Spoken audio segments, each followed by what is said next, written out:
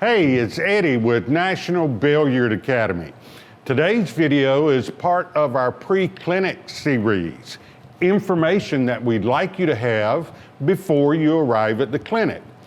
We have two connections to the cue, our bridge, and today's subject is our cradle, where the cue lays in your hand. Think of it as a swing set seat. And we're going to go into details right now. So we've talked about the standard open bridge. That's one connection to the cue. The other connection is our cradle.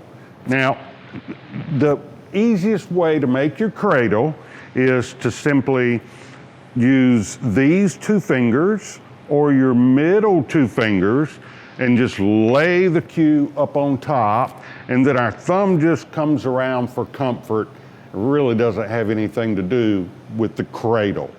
And I want you to make sure that there's at least daylight between my hand and the cue. I'd really like you to be able to put a finger there. This needs to be a loose connection to the cue. You'll still be able to use enough power, enough speed to do anything that we need to do with the cue ball. And we'll show you that in the clinic. This is not that G word. We don't use the G word because it's definitely not this, okay?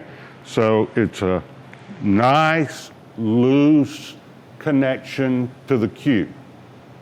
At the intensive pool clinic, we'll show you how to employ these and many other techniques to give you a strategic advantage at the table.